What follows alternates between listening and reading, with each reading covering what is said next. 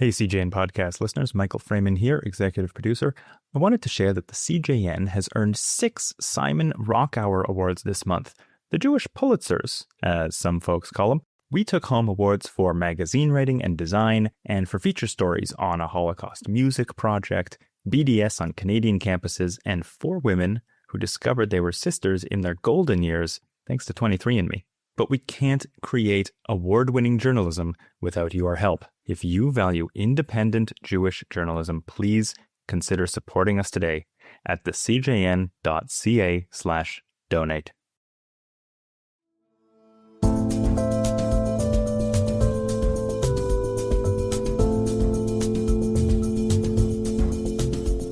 Hi everyone, I'm Zach Kaufman, sitting in for Ellen Besner, and this is North Star, a podcast from the Canadian Jewish News. Today, I'm excited to share a conversation from Not in Heaven, one of our other amazing podcasts here at the CJN. Each episode, the hosts dive deep on one issue facing Jewish communal and spiritual life. It could be the declining participation of men and boys in synagogues, or the rising interest in Jewish gun ownership, or the future of Jewish denominations. The show will make you think, it'll make you laugh, and it's all hosted by 3 amazing rabbis: Dr. Rabbi Yedida Eisenstadt, born in Toronto, Rabbi Avi Feingold, born in Montreal, and Rabbi Matthew Leibel from Winnipeg, Manitoba. This week on the show, Toronto police revealed that a number of the attacks that have rocked the Jewish community in Canada, shootings at schools, at synagogues, may be connected to a criminal for hire ring. People who were also hired to attack tow truck companies, waste management companies, gyms.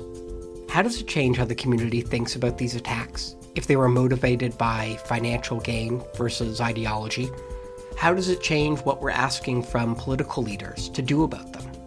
It's a really interesting conversation, and I hope you enjoy. Thanks very much for listening.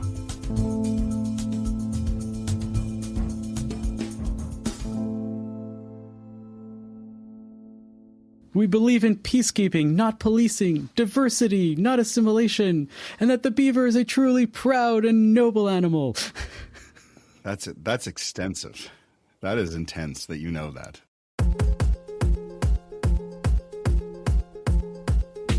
Last month, Toronto police revealed that many of the shootings at Jewish institutions weren't ideologically motivated attacks, they were gig jobs.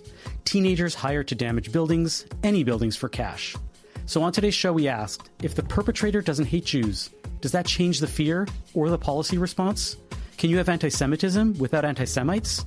And who benefits from using Canadian cities as a battlefield? I'm Avi Feingold, and along with Yedida Eisenstadt and Matthew Leibel, we are Not in Heaven.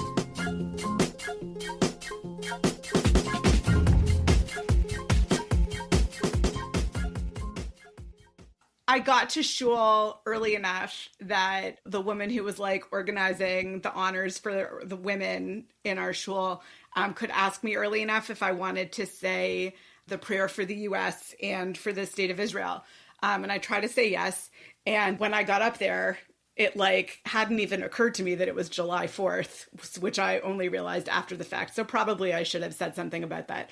But it was a noteworthy, lots of fireworks weekend. One of the small minions that I go to, the rabbi was away this week, and he actually asked me to read the Torah and to speak. But I ended up with a really good Dvar Torah that connected the two, Canada and USA and 4th of July and the Parsha together.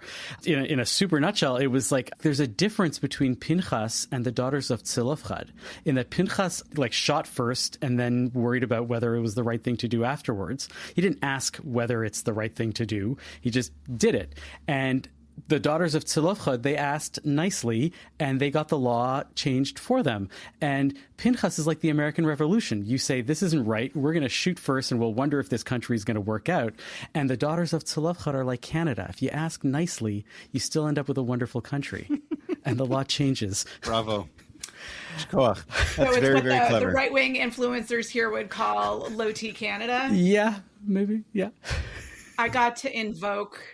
Do you remember that amazing Molson Canadian commercial, The Rant? Hey, I'm not a lumberjack or fur trader. And I don't live in an igloo or... I can recite it by heart. I am not surprised by that in the least. A Chesterfield is like yeah. So a toque is a hat. I am Canadian. And it's pronounced Zed. And I don't know Jimmy, Sally, or Susie from Canada, although I'm certain they're really, really nice. And it is. I can do it too. Anyway, somebody in shul came over to me and asked if I knew like whatever family from Montreal, and I did say to them, you know, Canada's like a really big country, and Montreal and Toronto are like in the scheme of things reasonably close, but like not really that close. And then I told them about this commercial, and I need to send them the link on YouTube. We believe in peacekeeping, not policing, diversity, not assimilation, and that the beaver is a truly proud and noble animal. That's extensive. That is intense that you know that. But maybe you guys need to know that. Maybe that should be, hang on. Maybe in order to be a Canadian living abroad, particularly in the States, you should have to be able to recite that. Kind of like being able to change a tire or parallel park before you get your license. Like if you're going to represent Canada far away, they need to know that you know the creed. This is the way.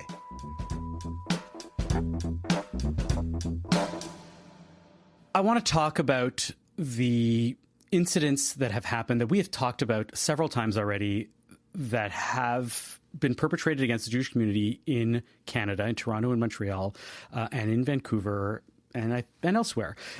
Recently, there is a lot of new information about some of these incidents that has caused a lot of people to understand them in a very, very different light. It turns out that some of these attacks were very, very different.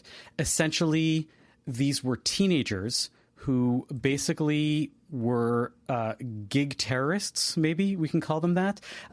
People who went online or were approached by semi-strangers, and in exchange for money, basically, they were offered the opportunity to go and commit arson or other violence or graffiti against these Jewish institutions. When you film it and you prove that you're the one that did it, we'll send you some crypto money, right? And as part of the discovery, they've realized this is not just against synagogues. This is against waste management companies, other random institutions that somebody wants targeted in some way or another, and uses the anonymity of the internet and the anonymity of crypto to be able to find somebody willing to do it. This changes everything, if you ask me. So I guess I want to start this question by asking if the entirety of our thought process was that Canada is now this supercharged atmosphere of anti-Semitism. The language that is used in these protests ennobles people to do this and enables them to go and physically act out some of this anti-Semitism. Does the fact that these are, Uber criminals, not Uber as in very big, but like Uber, Lyft, TaskRabbit, stuff like that. Does it disprove the diagnosis? Does it make it complicated? What is going on here when we know this new bit of information? So I don't know if this changes anything for me. I think that the context in which this happens, and that like the fact that it was like really easily believable given what we see on social media, graffiti, stickers, general discrimination against Jews, exclusion of Jews who don't declare themselves to be anti-Zionists.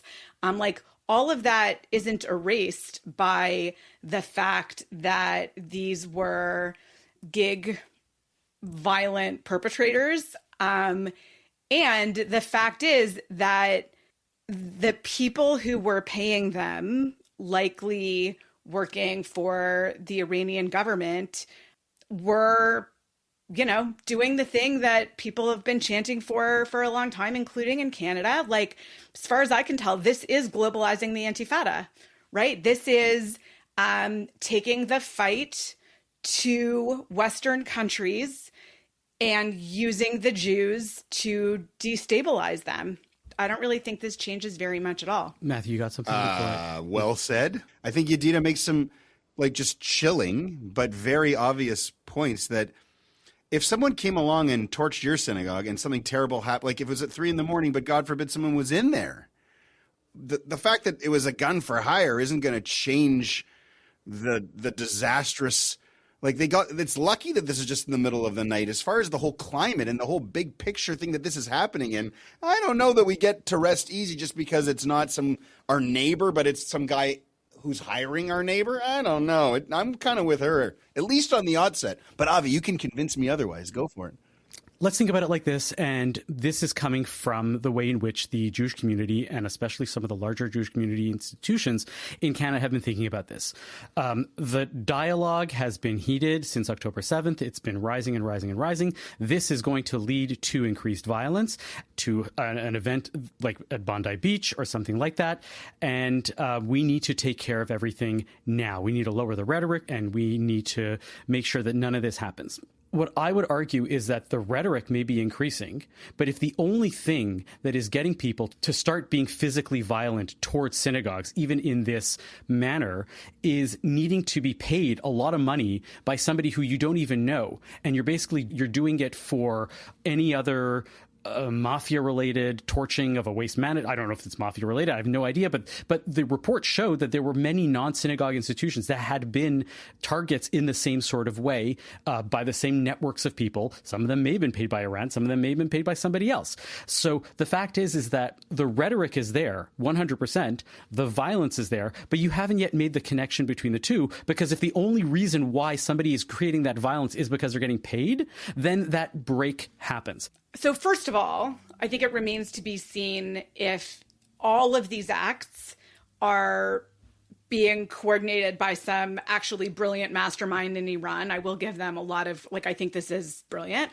And I also think the guy who murdered with a gun the 2 embassy workers outside of the Capitol Jewish Museum in downtown DC, was he one of these guys for hire? I don't think so. I think that he was ideologically driven, who went out to kill Jews. What I'm trying to point out is that so far, many of the acts that were assumed to be ideologically driven in Canada were not actually necessarily ideologically driven. And I'm saying you can't actually look at those in isolation, because it's not just about Canada.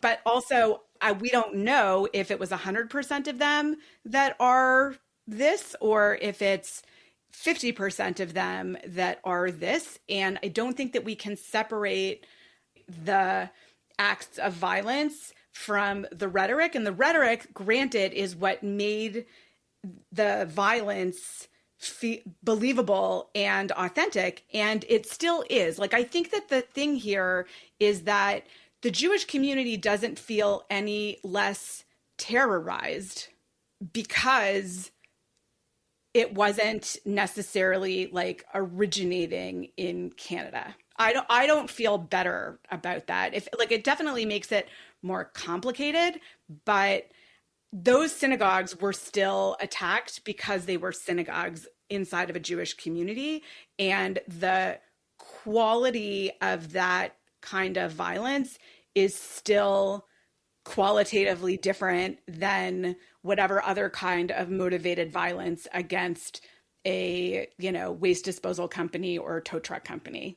If you knew that you lived in a country where there was a lot of hateful rhetoric or a lot of strong rhetoric, but it always remained at the level of rhetoric, meaning nobody wanted to escalate this to the point because they're like, no, that's not who we are. We are actually a people that wants to protest, but we don't actually want to cause violence because we want our voices heard, and that's what we do. Would that actually make a difference to you as a person living in that country, or would you still feel like this was a scary place to live in? I think that we will find, and I think there's already a lot of evidence to support this, that a lot of that heated rhetoric is also motivated and coordinated out of anti-Israel sentiment coming from countries outside of Canada.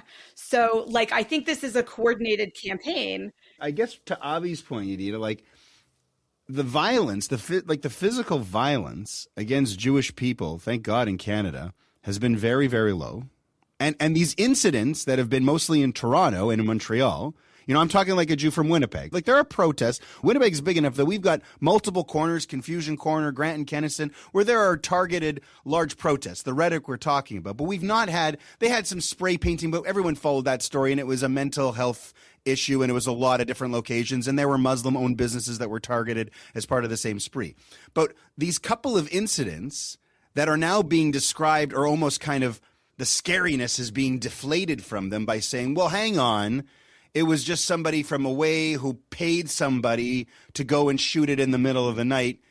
I get why Avi's I get that first feeling is like, okay, that's kind of like, this is not, I don't know, I don't want to say real violence. Of course it's real violence, but it doesn't feel in the same kind of threat. However, I think that there are still, like, I get in some ways more concerned about like the bubbling, the rhetoric. Like, if you're talking about a world with constant screaming and the temperature rising and rising to the point where the new temperature is higher than it used to be, that's literally global warming. And that has so many other, I can't even guess, kind of, I don't know if violence becomes one of those things, but it just seems like if the Winnipegs now start becoming as angry on the streets as the Torontos, then one day the Lacombe Albertas might be as angry on the street. Like, and that to me is even scarier. If the way in which we think about the temperature rising in Canada has been, I feel so scared to be a Canadian.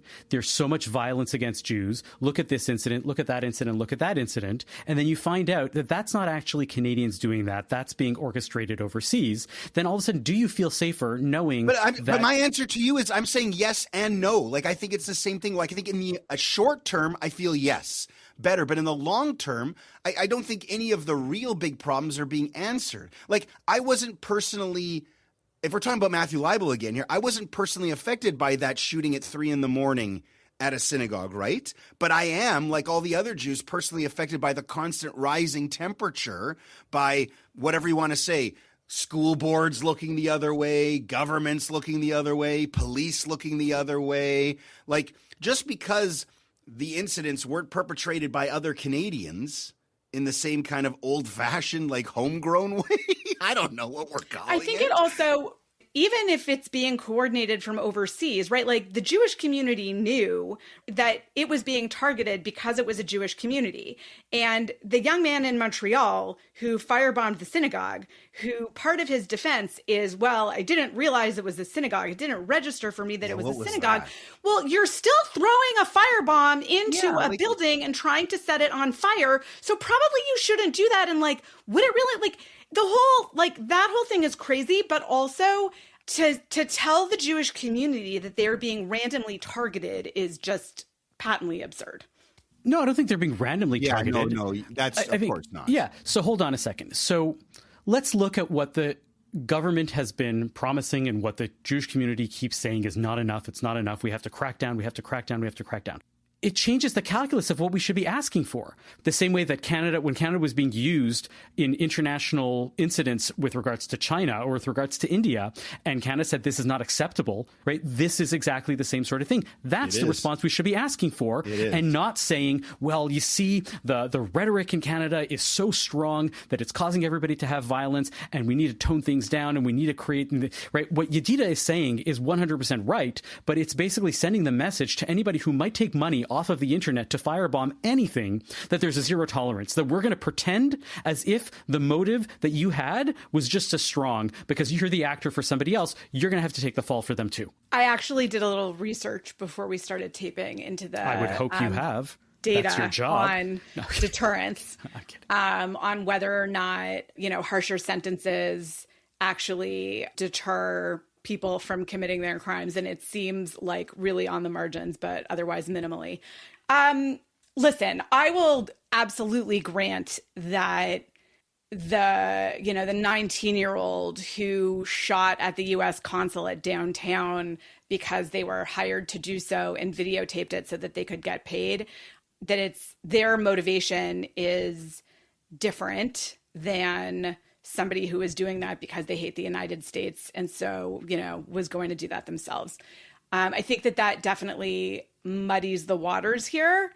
I also have been wondering about the circumstances that make possible both the like gig for hire situation, which, you know, I don't think that you could ever completely eliminate because, you know, all of these social media and ways of communicating are totally encrypted. So that would be basically impossible. But I think the police chief says something about this early on in one of the news reports that like we have to think about what's going on in our society that, you know, $1,000 for a 19-year-old, like this seems like a good deal and a, you know, easy way to make a buck. $1,000 Canadian is not really a huge sum of money to put the rest of your life on the line. No, that's for sure. I mean, I'm not a gig for hire terrorist, so I don't know what the going rates are. Like, I don't know what, it's just ridiculous.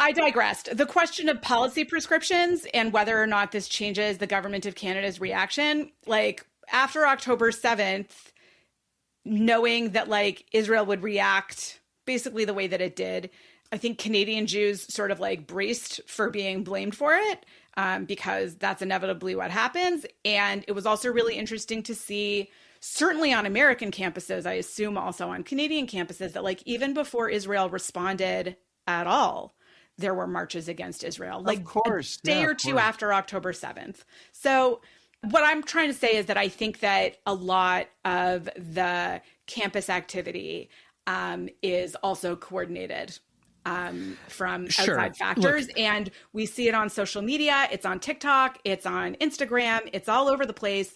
And it is influencing everybody. Sure, but I'll grant you that only if you grant me this, that so much of the pro-Israel rhetoric coordinated by groups like Stand With Us and Hillels and all these other pro-Israel groups is being coordinated by foreign actors. How much of Israel and the Jewish Agency and Hasbara is being used in this way, right? And you can say, well, Israel is, you know, pulling strings for the pro-Zionist camp on campus also. Obviously, I grant that. Indisputable. Thank you. Went on that Hasbara fellowship. I staffed that Hasbara fellowship. Yeah, this is important. And the fact is that I don't have a problem with Palestinians or other nations helping to make sure that their story comes across on campus because we do it all the time. And there's nothing wrong with that necessarily. That's it. I'm okay with that.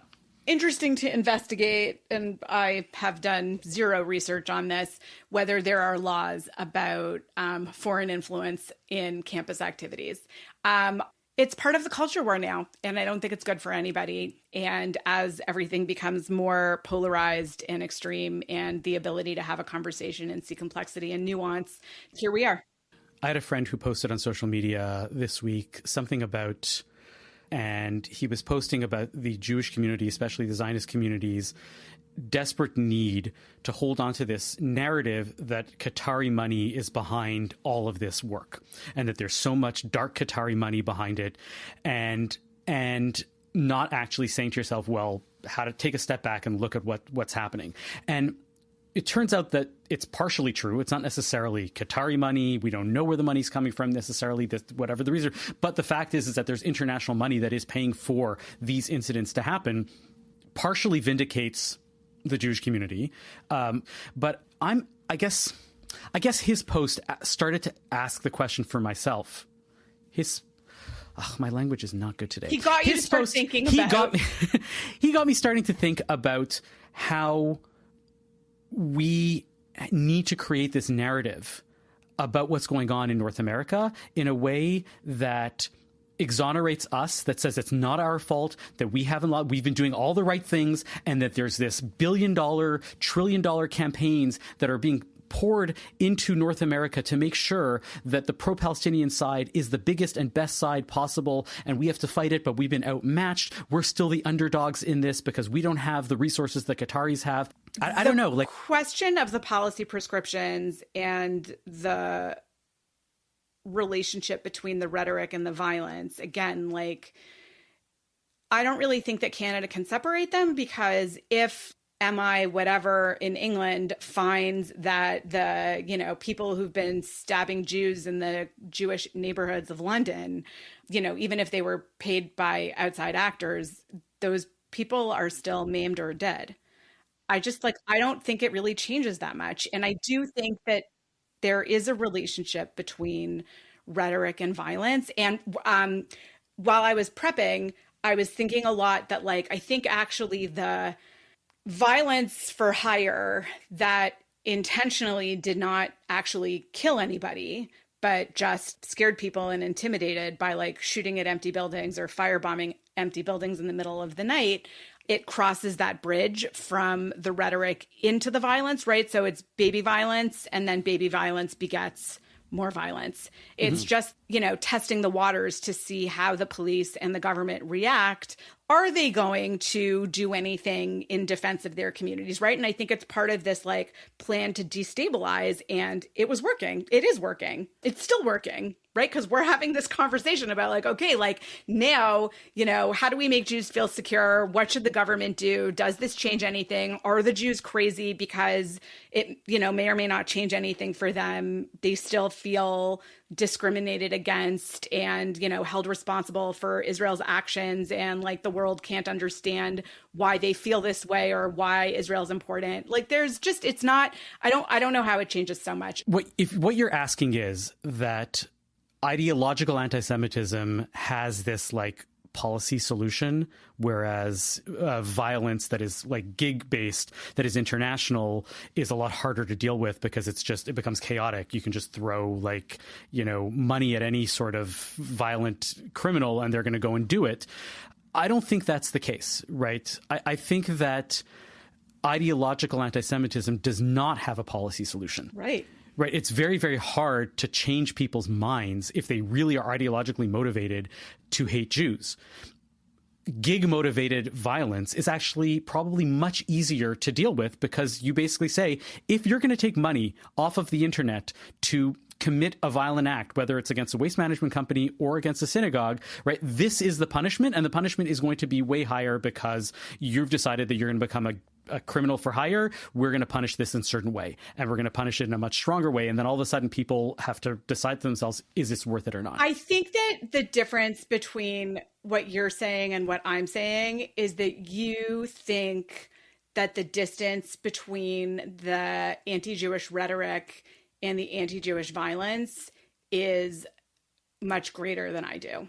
I think that's a very close distance, and identifying as a Jew and lumping them in with this collective rather than allowing them to be individuals. I think that those are hallmarks of anti-Semitism, and whether it's rhetoric or violence, I actually think that it almost doesn't matter. So I don't think that the policy prescriptions are so different, and the fact that it seems that foreign actors have pushed from rhetoric into violence, I think almost doesn't matter. Canada is a country where rhetoric exists, where if you want violence, you have to actually pay somebody to do it, because nobody really takes that leap and says, I really don't like Israel, and therefore I am going to go and cause violence against the Jews. That doesn't happen nearly as much as we want to imagine in Canada.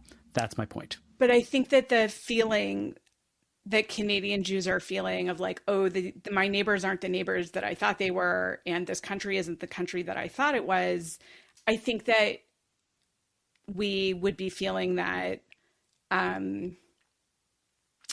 even without the violence, but, I could rethink that. Bilam is literally a biblical hitman. No, he's not. He's just a prophet. He's designed to go and speak about it. He's a prophet for hire. To go and curse them, and he's brought in. But he's not going to go and kill. I mean, the definition and the spectrum is widening, but it's baby steps. Yeah, it starts. I don't know. I don't know. Balak hired him to curse a people. I mean, I don't know if the curse was supposed to end in anything less than death. That's a hitman, dude. There's a hitman in the Torah. Let's move on to textual healing. Textual healing. It's time for some textual healing. Let's get biblical. Tell me a parsha, and we'll make it physical. Textual healing. It's time for some textual healing.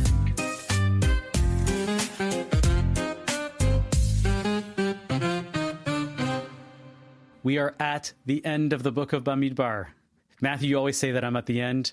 I'm going to start with the beginning, even though I have a separate, unrelated discussion for this week's portion. But my love of the book of Bamidbar is because this is the adolescence of the Jewish people, right? They have left Egypt. They are out of childhood. They have become a nation. And now they have to like do all of the storm and stress that happens in adolescence, all of the fighting with your parent, the rebelling, the making the mistakes, the learning from your mistakes. All of this happens in a macro level with the Israelites over the 40-year period, 38-year period that happens in the book of Bamidbar. And I think that once you take it into that context, you're like, oh, this is the nation of Israel. This is Bnei Yisrael growing up, becoming a more mature polity and ready to go into the land of Israel. And it takes that time for it to happen.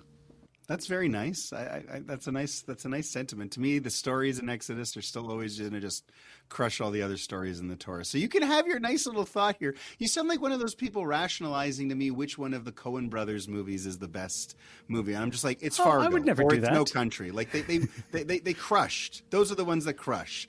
The Ten Commandments, Sinai, the parting of the sea, getting out of Egypt. That's it. You're just going to have to call that one the Beatles. Like, I'm sorry. You're basically arguing for the greatest hits album, and I'm trying to say that the concept album Yes. that fits together from beginning to end is actually way better when you stop and think about it, because it gives you more time to reflect, gives you more to chew on. Can we at least agree we're going into the whole summer of Devarim, which is just such a drag? No, I love this. Oh, of course you do. So first, I will confess that I uploaded our prep sheet into Claude. And I think that Claude thinks that like the whole like discussion on the podcast is, you know, combining the Parsha with whatever current event. And so all by itself, it pointed out that in the instructions around the cities of refuge, that the Torah does make a distinction between the accidental manslaughterer's Department of Redundancy department, that the manslaughterer's intention matters. So if there's no malice or malevolence between the manslaughterer and the person that they kill, then that person has the opportunity to run away to the city of refuge, as opposed to if there's even like an inkling that it was intentional and not just total neglect, that their punishment is very different. So it was drawing that connection for our conversation and the, you know, gig terrorist for hire, again, redundant, and the city of refuge, which I thought was insightful and was not my Devar Torah, but there it is. Lovely. Matthew. Thanks, Claude. What do you got for us? So it's a double parsha, Matot Maseh, as Avi mentioned, to close out the book of Bamidbar. And the Maseh part, those are the marches. These are the marches. And there's this part in chapter 33 here. The peregrinations. Okay, nice. There's a $5 word. And it's interesting that they note there's, I think, 42 steps. And it's just basically straight itinerary from Egypt all the way to looking into the land of Israel. They left Ramses and they went to here. They left here and they went to here. And it's dry. And as a Torah reader, I remember I didn't look forward to it. And people are kind of like, what's the deal here? And so Yedida's boy Rashi has a really nice insight on this one, where he quotes a parable about a king whose son was sick and he took him to get him healed.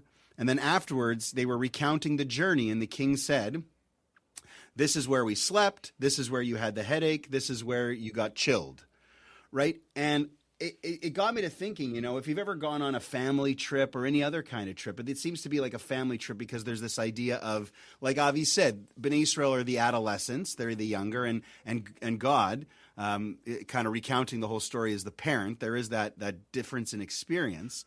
And the parent to review the journey is kind of, rather than saying, remember that time you bitched and moaned about all the food and all the quails? Remember that time that I made Moses so crazy? Like he just says, we went from here to here and here to here and here to here. And when you do that in your mind, if you were on that trip, that does help you really kind of break it down and focus.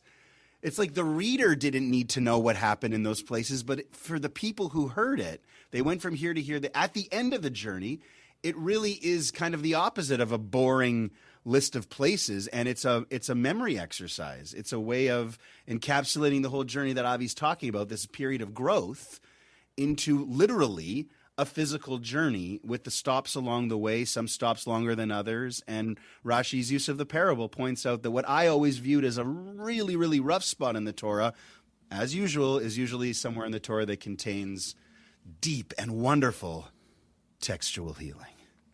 Oh, I love it. I want to go to something at the very end of Maaseh. My favorite characters in Bamidbar, some of my favorite characters in Bamidbar, the daughters of Tzalafchad. We know the daughters of Tzalafchad, they asked for land, they asked for inheritance, and they were granted it in Parshat Pinchas. But then something happens at the end of Maaseh where the law changes, or it gets constrained even more, because they want to keep it fair. And so they're told that the daughters of Tzalafchad are told that in order to get the inheritance, you have to marry within your tribe, because we don't want the lands to be too intermingled, and there's a problem with that. Now, I didn't know this until I was going through this week. There's a piece of Talmud that tells us that you might think that that was true throughout the time of the land of Israel, while the Israelites were in the land of Israel, and it's not true. It was actually just for that generation, and once they were in the land of Israel, the law got abolished. That law was taken away. Oh. And then the Talmud then goes and says, do you know what date that law was abolished on? Does it say, or do you have to? It does. Yes, I was hoping maybe somebody knew. Maybe somebody take a guess. No. I think you're in the deep weeds on this one. Okay, Avi. So help us out. The date that it was abolished was the 15th of Av. And Tu B'Av, and that is the reason for the great joy of romance and everything love-based on Tu B'Av, and why we call it the quote-unquote Jewish Valentine's Day, the Jewish Love Day, et cetera, because that was the day that Jewish women who were stuck and said, hey, maybe I have to be only marrying my cousin because of land issues, because my dad died and didn't have any sons, right? We're told, no, you can marry anybody you want, as long as they're part of the Israelite tribes. Love conquers all. Is there any mention of this civil war at the end of the book of Judges in the mix? Not in that Gemara, I believe, but okay. Yeah. Go ahead. You were going to... No, I was just going to say the rabbis also say that they never actually kept Yovel. Oh, yes. So... Well, we talked about that. I talked about the never actually keeping Yovel. Right. So it would have been moot anyway. The land never reverted. It was all nice and exactly theoretical until you get expelled. Yeah. Happy summer, everybody. We will be talking to you again before Tu B'Av, but not much before, because we are going for the next little while to every other week schedule. So keep that in mind as to why you may not be hearing us next week. So that being said, see you in a couple of weeks. Thank you for listening to Not in Heaven this week. Our producer and editor is Zachary Kaufman. Michael Freeman is the executive producer. To catch every episode, subscribe wherever you get your podcasts. If you'd like to support our show, consider making a donation to the CJN at thecjn.ca/donate.